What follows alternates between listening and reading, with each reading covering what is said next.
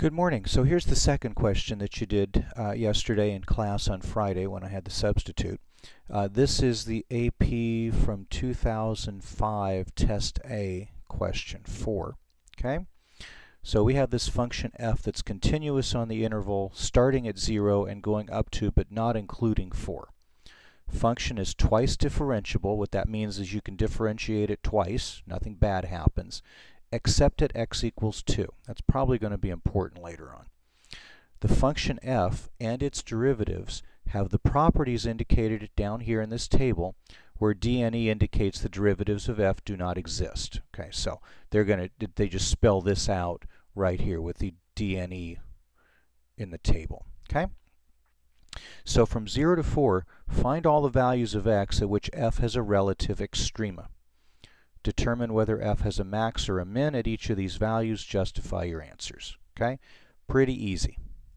We're looking for places where the derivative changes signs. Okay? The derivative changes signs, and the derivative is either equal to 0 or does not exist. Okay? So, we see a couple of places like that. First of all, the derivative 0 right here, okay, indicates a critical value, but does it indicate an extrema? The answer is no. Because if you notice, the derivative on the left side of 1 is positive, which means the function's going up. Then at 0, which means the function is flat, just for an instant right there at x equals 1, and then the derivative's positive again, which means the function then rises some more. So that is not an extrema. Notice no change in signs on either side of that critical value. Over here, however, we have a derivative doesn't exist. Okay, that's all right. That's still a critical value. What the important part is that the derivative changes signs on either side of that critical value. So what's happening is the function's going up and then it's going down, and it probably has a cusp or a corner right there, which is why the derivative doesn't exist. So f has a max at x equals 2 because f prime of x changes signs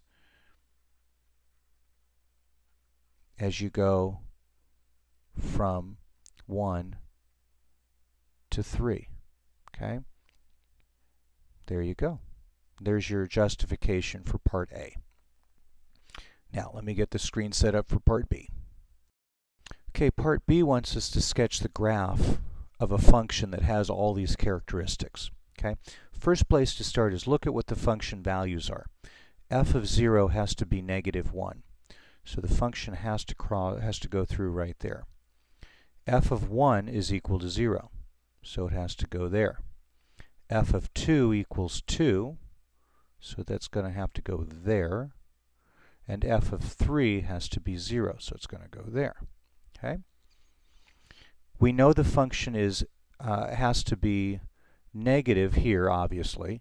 Function has to be positive and positive here. The function that is negative down here, so it's going to have to be down like this. Okay? Let's take a look at the derivatives.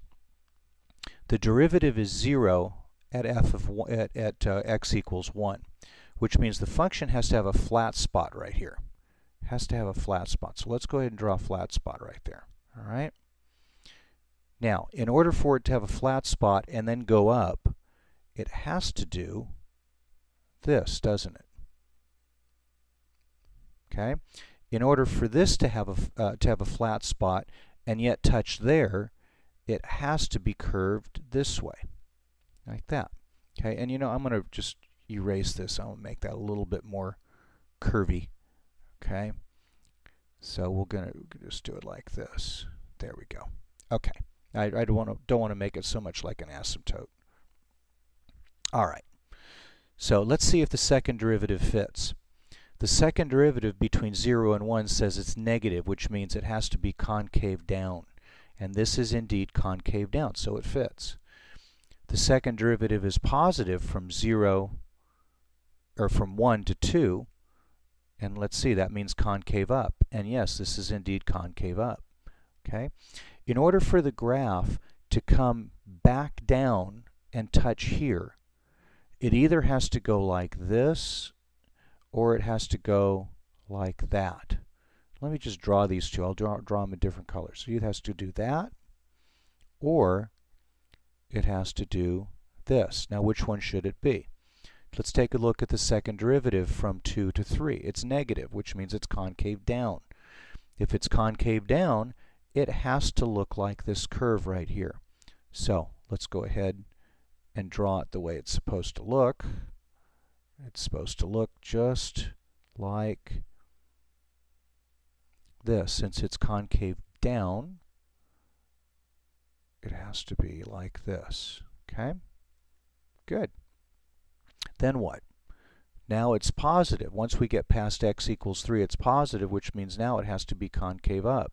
So it looks like it's concave down to there, and then it starts to go concave up like that. Okay, so that's basically what the curve looks like. And we can put some concavity notations on here just in case our drawing is not as clear as it should be. Okay? So let's take a look. We have a derivative of 0 here. We have a derivative that doesn't exist with a kink, which is good, or a corner. We have a derivative that's negative 3, which means the function's falling at a slope of negative 3, and that's about what we've drawn here. So that's what the curve looks like.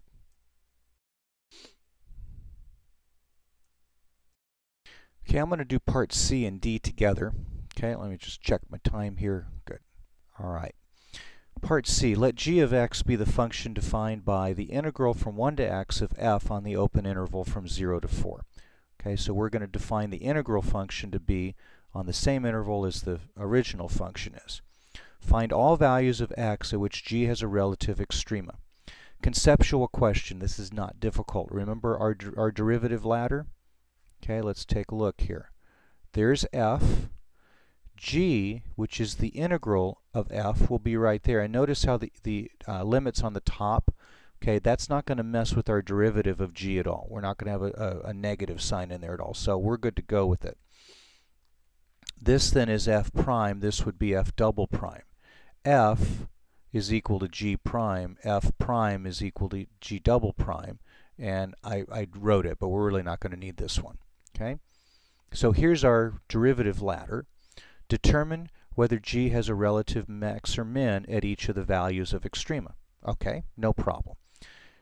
Take a look at the derivative of g. Remember, the derivative of g will tell you the critical values. What's the derivative of g? It's equal to f. It's the function. So where is the function equal to 0? Looks like it's equal here and here. Do we have critical values? Yes. Do we have extrema? Actually, we do. Look what happens to f on either side of that critical value. F is negative, then it's positive. What does that mean for f's antiderivative?